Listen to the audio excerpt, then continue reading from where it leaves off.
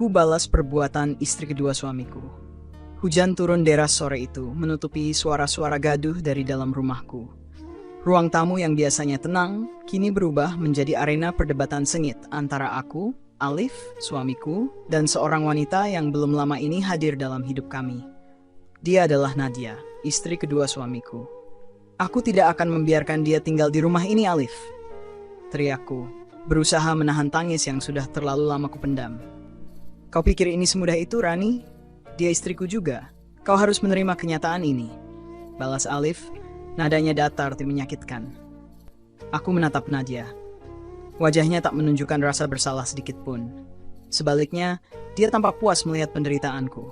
Senyum kecilnya seperti pisau tajam yang mengiris perasaanku. Kalau begitu, aku yang akan pergi. Ucapku akhirnya. Aku berbalik, menuju kamar untuk mengambil tas kecil yang sudah lama aku simpan. Aku tahu ini mungkin akan terjadi, tapi aku tidak menyangka bahwa rasa sakitnya akan sedalam ini. Namun, langkahku terhenti ketika suara Nadia terdengar dari belakangku. Bagus kalau kau pergi, Rani. Aku akan menjaga Alif lebih baik darimu. Kata-kata itu adalah puncak dari segala penghinaan yang kuterima. Aku berbalik dan menatapnya tajam. Jangan pernah berpikir kau menang, Nadia. Aku tidak akan diam saja melihatmu merusak keluargaku. Setelah keluar dari rumah itu, aku berjalan tanpa arah di bawah hujan. Tangisanku menyatu dengan derasnya air yang turun dari langit. Aku tidak tahu kemana harus pergi. Keluargaku jauh di desa, dan aku tidak ingin mereka tahu apa yang terjadi. Langkahku membawa aku ke sebuah taman kecil, tempat aku sering duduk bersama Alif sebelum semuanya berubah.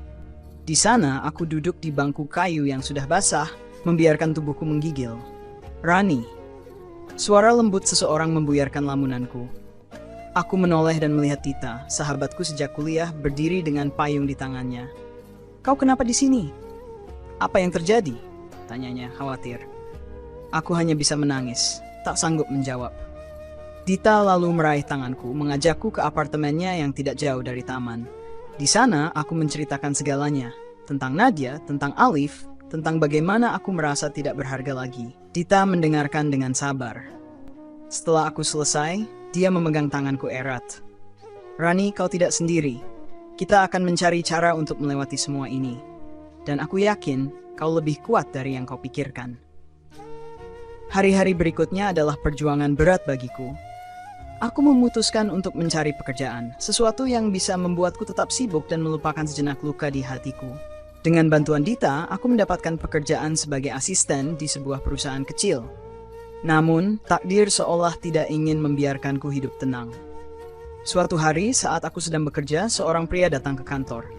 Pria itu adalah seseorang yang sama sekali tidak kuduga akan muncul dalam hidupku. Rani, aku tahu semuanya. Tentang Alif dan istrinya. Ucap pria itu tanpa basa-basi. Dia adalah Rangga, kakak Nadia. Aku terdiam, bingung dengan maksud kedatangannya. Apa yang kau inginkan? Tanyaku akhirnya. Aku ingin membantumu. Nadia adalah adikku, tapi aku tidak setuju dengan apa yang dia lakukan. Dia sudah terlalu banyak menyakiti orang lain. Aku menatap Rangga dengan penuh kebingungan, sekaligus curiga. Apa kau pikir aku butuh bantuan darimu? Kau hanya ingin melindungi adikmu, desisku dengan nada tajam. Rangga menghela napas, lalu menatapku dengan pandangan serius. Rani, kau boleh membenciku, tapi aku tahu siapa Nadia sebenarnya. Dia bukan hanya menghancurkan rumah tanggamu. Dia juga memanfaatkan Alif. Kalimat itu seperti petir di siang bolong. Apa maksudmu? Tanyaku, suaraku mulai meninggi. Dia hanya mengejar uang Alif. Dia bahkan masih menjalin hubungan dengan pria lain di belakangnya, ucap Rangga tanpa ragu. Dadaku terasa sesak. Amarah mulai memenuhi pikiranku. Aku berdiri, menatap Rangga dengan tatapan yang penuh kebencian. Dan kau baru memberitahuku sekarang? Setelah semuanya hancur? Aku mencoba memperingatkan Alif sebelumnya, tapi dia tidak mendengarkanku. Dia terlalu terpesona oleh Nadia, jawab Rangga dengan nada yang tidak kalah tegas. Aku menggeleng, mencoba menahan tangis yang kembali menyeruak. Kalian semua sama saja. Kau hanya ingin membersihkan namamu, Rangga. Tapi aku tidak butuh bantuanmu. Aku akan mengurus ini sendiri. Malam itu aku tidak bisa tidur. Kata-kata Rangga terus terngiang di kepalaku. Nadia memanfaatkan Alif? Jika itu benar, maka aku tidak hanya kehilangan suamiku, tapi juga melihatnya dijatuhkan oleh seseorang yang mengaku mencintainya. Pikiranku dipenuhi amarah. Aku tidak akan membiarkan Nadia menang. Aku tidak akan membiarkan dia menghancurkan hidupku dan suamiku tanpa perlawanan. Aku bangkit dari tempat tidur, mengambil ponselku dan mulai mencari cara untuk mengungkap kebenaran. Aku tahu, Nadia pasti memiliki kelemahan, dan aku akan menemukannya. Hari berikutnya, aku pergi ke kantor Alif. Sesampainya di sana, aku melihat Nadia keluar dari mobil mewah dengan senyuman puas. Aku menahan napas, mencoba menenangkan diriku. Tapi melihat wajahnya membuat emosiku kembali memuncak. Nadia, teriakku memanggilnya dengan nada tajam. Dia menoleh lalu tersenyum sinis. Oh, kau di sini? Ada apa? Masih ingin memohon pada Alif untuk kembali padamu? Aku mendekat, jarak kami hanya beberapa langkah. Aku tidak akan memohon, Nadia. Tapi aku ingin kau tahu, aku tidak akan membiarkanmu terus bermain-main dengan hidupku. Nadia terkekeh. Bermain-main? Kau hanya iri karena aku lebih baik dari Murani. Kau tidak pernah bisa membuat Alif bahagia seperti aku. Kata-katanya membuatku kehilangan kendali. Aku meraih tas yang kubawa dan menghempaskannya ke tanah.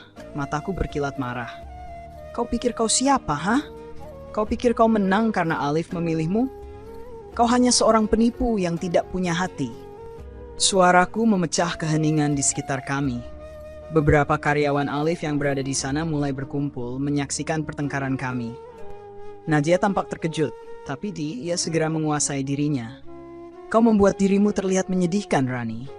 Mungkin sebaiknya kau berhenti mempermalukan dirimu sendiri.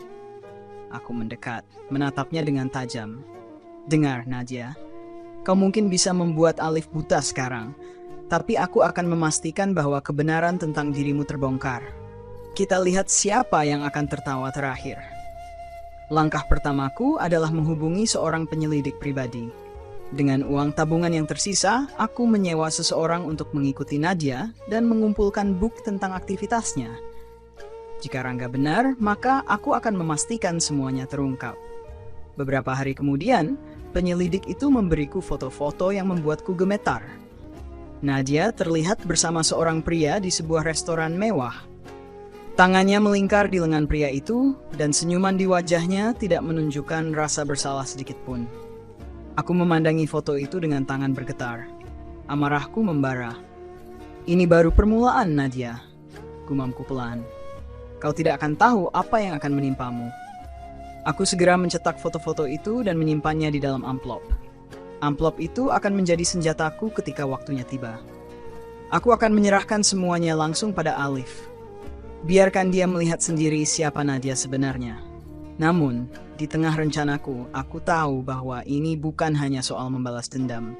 Ini soal merebut kembali kendali atas hidupku. Aku tidak akan menjadi korban selamanya. Malam itu, aku duduk di ruang tamu kecil di apartemen Dita dengan amplop di tanganku. Foto-foto itu terasa seperti bom waktu yang siap meledak. Setiap kali aku melihat wajah Nadia di foto, amarahku kembali membuncah. Aku menggigit bibirku keras-keras, mencoba menahan tangis dan kebencian yang bercampur di dada. Dita keluar dari dapur dengan secangkir teh hangat, lalu duduk di sebelahku. Rani, kau yakin ingin melakukan ini? Tanyanya. Suaranya penuh kekhawatiran. Aku menatapnya dengan mata yang mulai memerah. Apa aku punya pilihan, Dit? Jika aku diam, Nadia akan terus menginjak-injak hidupku. Dia sudah menghancurkan rumah tanggaku dan sekarang dia hanya mempermainkan Alif. Aku harus melawan. Dita menghela napas panjang, lalu meraih tanganku. Kalau begitu, aku ada di sini untukmu. Tapi pastikan kau siap dengan segala konsekuensinya. Aku mengangguk. Aku sudah siap, Dit. Lebih baik aku melawan daripada terus dihancurkan. Keesokan harinya, aku memutuskan untuk langsung menghadapi Alif. Aku tahu ini berisiko, tapi aku sudah terlalu lelah menjadi wanita yang hanya bisa menangis di balik pintu. Aku meneleponnya dan memintanya untuk bertemu di sebuah kafe yang sering kami kunjungi dulu. Ketika dia tiba, aku hampir tidak mengenali pria yang dulu kucintai. Wajahnya terlihat lelah, seperti seseorang yang kehilangan arah. Namun, aku tidak membiarkan rasa iba menguasai diriku. Aku harus tetap kuat. "Rani, ada apa?" tanyanya, suaranya datar. Aku meletakkan amplop di meja, mendorongnya ke arahnya. "Lihat ini, Alif, dan katakan padaku, apakah wanita itu benar-benar layak untukmu?" Dia mengambil amplop itu dengan alis mengernyit, lalu membuka isinya. Saat melihat foto-foto itu, wajahnya berubah. Aku bisa melihat kemarahan dan kebingungan yang mulai muncul di matanya. "Ini, apa maksudnya?" tanyanya, suaranya bergetar. "Itulah Nadia, istri yang kau banggakan itu," ucapku tajam. "Dia tidak hanya merusak rumah tangga kita, tapi dia juga mempermainkanmu. Kau masih ingin membelanya?" Alif terdiam, tatapannya kosong. Tapi aku tidak berhenti. "Kau tahu, Alif, aku pernah mencintaimu lebih dari apapun di dunia ini. Aku mengorbankan segalanya untukmu. Tapi kau memilih wanita seperti dia? Wanita yang bahkan tidak setia padamu." "Rani, cukup!" bentaknya tiba-tiba, suaranya keras. Orang-orang di sekitar kafe mulai melirik ke arah kami. Tapi aku tidak peduli. "Tidak, Alif. Aku tidak akan cukup sampai kau menyadari kesalahanmu," seruku. Air mataku mulai mengalir. Aku kehilangan segalanya karena kau dan wanita itu. Tapi aku tidak akan diam saja. Aku akan memastikan kau tahu betapa bodohnya keputusanmu." Alif menunduk, menggenggam rambutnya dengan frustrasi. Aku tidak tahu," gumamnya pelan nyaris tak terdengar. Aku berdiri, menatapnya dengan tatapan yang penuh kemarahan sekaligus kekecewaan. "Aku sudah selesai, Alif. Mulai sekarang, kau hadapi konsekuensinya sendiri." Aku mengambil tasku dan berjalan keluar dari kafe tanpa menoleh ke belakang. Hatiku sakit, tapi ada kepuasan kecil yang muncul di tengah luka itu. Setidaknya aku telah menunjukkan kebenaran. Namun, semuanya belum selesai. Beberapa hari kemudian, aku menerima pesan dari nomor tak dikenal. "Kau pikir kau bisa mengalahkanku begitu saja, Rani? Tunggu saja balasanku. Nadia." Aku membaca pesan itu dengan tangan gemetar. Nadia tidak akan tinggal diam dan aku tahu itu. Tapi kali ini aku siap menghadapi apapun yang dia rencanakan. "Baiklah Nadia," gumamku sambil menatap layar ponsel. "Kalau ini perang yang kau inginkan, maka perang yang akan kau dapatkan." Aku mulai menyusun rencana. Tidak ada ruang untuk takut atau ragu lagi. Nadia mungkin berpikir dia lebih pintar, tapi akan menunjukkan bahwa aku lebih kuat. Aku menatap pesan itu lama. Dada terasa sesak penuh amarah. Nadia mengira dia bisa menggertakku, tapi dia salah besar. Aku tidak akan berhenti. Aku akan membalasnya dengan cara yang tidak pernah dia bayangkan. Langkah pertama adalah memastikan aku punya bukti lebih kuat. Foto-foto itu hanya permulaan. Aku menghubungi penyelidik yang sebelumnya ku kenal, memberinya tugas untuk menggali lebih dalam tentang Nadia. Semua yang bisa ditemukan tentang masa lalunya, kebiasaannya, bahkan rahasia tergelapnya, aku ingin mengetahuinya. "Rani, kau benar-benar serius soal ini?" tanya penyelidik itu ketika kami bertemu di sebuah kafe kecil. "Aku serius. Aku ingin kau ungkap semuanya. Aku tidak peduli berapa harganya," jawabku tegas. Dia mengangguk pelan. "Baiklah, tapi perlu waktu. Kau harus sabar." "Sabar? Aku sudah terlalu lama bersabar," kataku dengan nada tajam. Beberapa hari kemudian, aku menerima laporan pertama. Nadia ternyata memiliki utang yang cukup besar pada beberapa rentenir. Tidak hanya itu, penyelidik itu juga menemukan bahwa dia pernah terlibat dalam skandal yang hampir menghancurkan reputasi keluarganya. Aku membaca laporan itu dengan mata yang menyala penuh amarah dan dendam. Ini lebih dari cukup untuk menyerangnya. Namun aku tahu aku harus melangkah dengan hati-hati. Sore itu, aku mengatur pertemuan dengan Rangga. Aku tidak percaya sepenuhnya padanya, tapi dia adalah sumber informasi tambahan yang mungkin berguna. Kami bertemu di sebuah restoran kecil, jauh dari pusat kota. "Aku sudah dapatkan beberapa bukti," kataku langsung ketika dia tiba. Rangga mengangkat alis, tampak terkejut. "Secepat itu? Kau serius sekali ya?" "Ini bukan hanya tentang aku, Rangga. Ini tentang membuktikan bahwa Nadia tidak layak berada di hidup siapapun, termasuk Alif." Dia menghela napas panjang, lalu mengangguk. "Baiklah, aku akan membantu. Tapi aku ingin tahu rencanamu. Kau tidak bisa hanya menyerang tanpa strategi." Aku menatapnya tajam. "Strategi? Strategiku adalah memastikan dia hancur. Aku akan menyerahkan bukti ini kepada Alif, dan jika perlu, aku akan mempublikasikannya. Biarkan dunia tahu siapa Nadia sebenarnya. Rani, katanya pelan, nada suaranya berubah lebih serius. Aku mengerti amarahmu, tapi kau harus berhati-hati. Nadia bukan orang yang mudah menyerah. Jika kau memaksanya ke sudut, dia akan melawan dengan cara yang lebih kejam.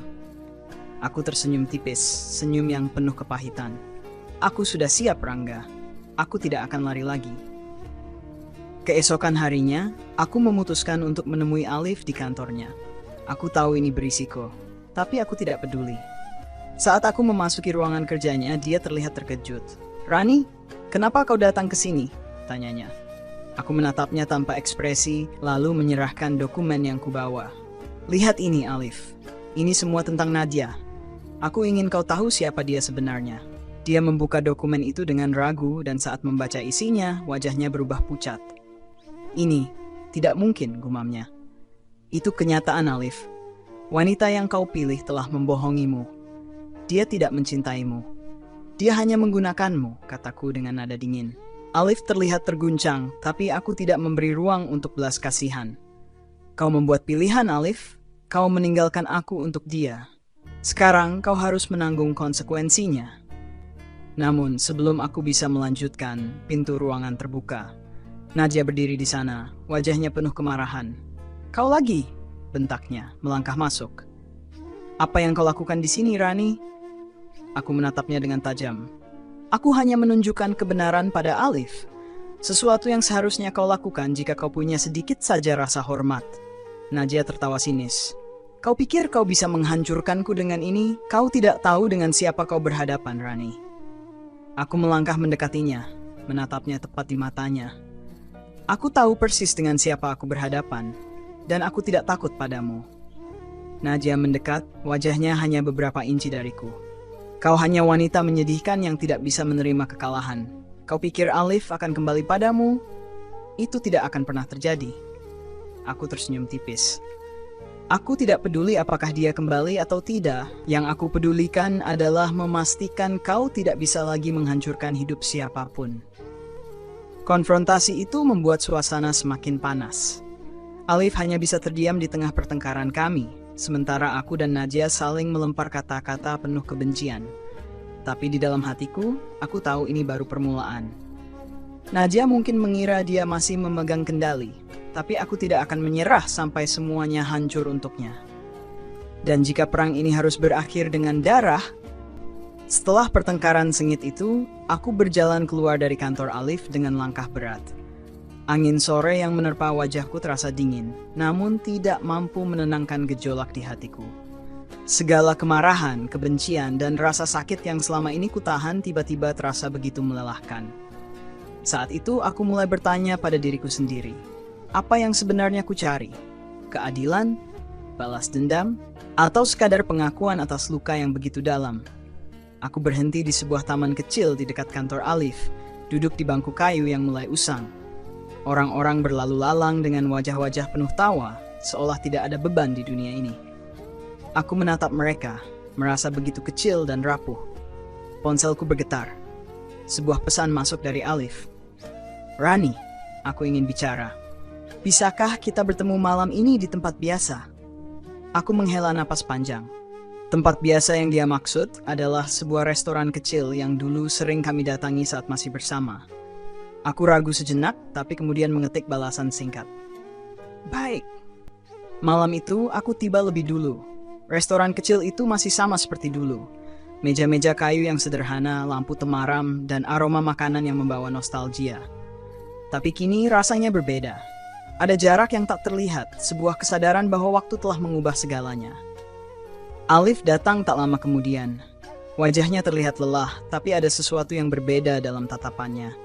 Seperti ada beban yang baru dia sadari. Dia duduk di depanku tanpa berkata apa-apa untuk beberapa saat. Aku juga tidak memulai pembicaraan. Kami hanya saling diam, tenggelam dalam pikiran masing-masing. Akhirnya Alif memecah keheningan. Rani, aku membaca semua yang kau berikan tadi, tentang Nadia. Aku mengangguk pelan. Dan apa yang kau pikirkan? Tanyaku. Suaraku nyaris berbisik. Dia menunduk, menatap tangannya yang tergenggam di atas meja. Aku bodoh, Rani. Aku terlalu buta untuk melihat siapa dia sebenarnya. Dan aku terlalu buta untuk melihat siapa kau sebenarnya. Aku terdiam, merasa dadaku sesak oleh emosi yang bercampur aduk. Selama ini lanjutnya suaranya bergetar. Aku pikir aku mencari kebahagiaan. Tapi ternyata aku malah menghancurkan segalanya. Aku meninggalkanmu untuk sesuatu yang ternyata kosong. Dan sekarang aku bahkan tidak tahu apakah aku masih pantas disebut manusia. Air mata menggenang di mataku, tapi aku menahannya. Alif, kau membuat pilihanmu. Kau harus hidup dengan konsekuensi itu. Dia mengangguk pelan. Aku tahu, tapi aku ingin kau tahu. Aku menyesal. Aku menyesal atas semua yang telah kulakukan padamu. Aku telah mengecewakanmu, melukai orang yang seharusnya paling kucintai. Kata-katanya menusuk hatiku. Aku tidak tahu harus merasa lega atau semakin terluka. Penyesalan tidak akan mengubah apapun, Alif. Kataku akhirnya, suaraku gemetar. Kita tidak bisa kembali ke masa lalu. Semua yang telah terjadi tidak akan bisa diperbaiki. Dia mengangkat wajahnya, menatapku dengan mata yang basah. Aku tidak meminta kau memaafkanku, Rani. Aku hanya ingin kau tahu bahwa aku menyadari kesalahanku.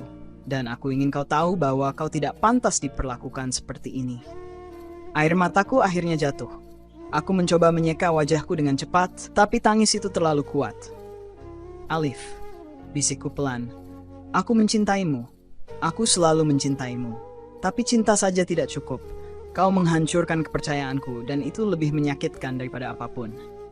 Dia terdiam, membiarkan kata-kataku menggantung di udara. Untuk pertama kalinya dalam waktu yang lama, aku melihat Alif sebagai manusia biasa, bukan sebagai suami yang telah mengkhianatiku, tapi sebagai seseorang yang tersesat dan menyesali jalannya. Aku tidak tahu bagaimana caranya memperbaiki semua ini, Rani, katanya akhirnya. Tapi aku akan mencoba, untukmu, untuk kita. Aku menggeleng pelan, air mataku terus mengalir. Jangan lakukan itu untukku, Alif.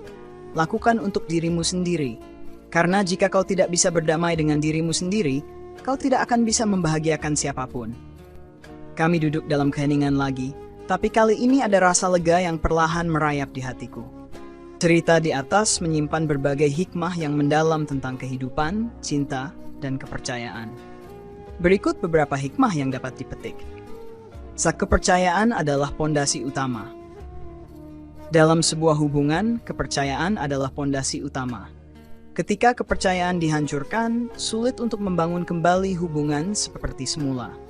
Kisah Rani mengajarkan bahwa pengkhianatan bukan hanya melukai hati, tetapi juga menghancurkan rasa aman dan penghormatan dalam sebuah hubungan. 2. Penyesalan datang terlambat. Penyesalan yang dirasakan Alif adalah bukti bahwa keputusan yang tergesa-gesa seringkali berakhir dengan kehancuran.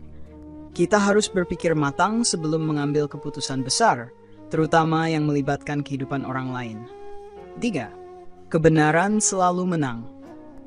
Rani berjuang mengungkap kebenaran meskipun menyakitkan. Ini menunjukkan bahwa kebenaran pada akhirnya akan muncul, dan kejujuran adalah jalan terbaik meski terasa berat. 4. Pentingnya berdamai dengan diri sendiri. Dalam dialog terakhir, Rani menekankan bahwa Alif harus berdamai dengan dirinya sendiri sebelum mencoba memperbaiki apapun. Hikmahnya adalah kita tidak bisa memberikan kebahagiaan kepada orang lain jika kita sendiri tidak utuh secara emosional dan spiritual. 5. Cinta saja tidak cukup. Cinta adalah hal yang indah, tetapi tidak cukup untuk mempertahankan sebuah hubungan jika tidak diiringi oleh rasa hormat, tanggung jawab, dan komitmen. Kisah ini menunjukkan bahwa cinta yang diiringi pengkhianatan akan kehilangan maknanya. 6. Kekuatan dalam pengampunan dan melepaskan. Meskipun Rani terluka, dia memilih untuk tidak membalas dendam lebih jauh. Dia menunjukkan bahwa melepaskan rasa sakit dan tidak terjebak dalam dendam adalah bentuk kemenangan terbesar. Belajar dari kesalahan. Setiap karakter dalam cerita ini menghadapi akibat dari keputusan mereka. Alif dan Nadia harus belajar dari kesalahan mereka. Sementara Rani harus belajar untuk melangkah maju meskipun hatinya terluka. Hidup selalu memberikan pelajaran bagi mereka yang mau merenungkan. Hikmah ini mengajarkan kita untuk lebih menghargai kepercayaan, mencintai dengan tulus, dan selalu berpikir bijak sebelum bertindak. Hai Putri Bercerita. Salam hangat untukmu dan para pendengar setia channelmu. Semoga cerita-cerita indah dan penuh makna yang kamu bagikan terus menginspirasi, memberikan pelajaran, dan menghadirkan hiburan bagi semua. Tetap semangat berkarya dan terus berbagi cerita yang menyentuh hati. Sukses selalu, Putri!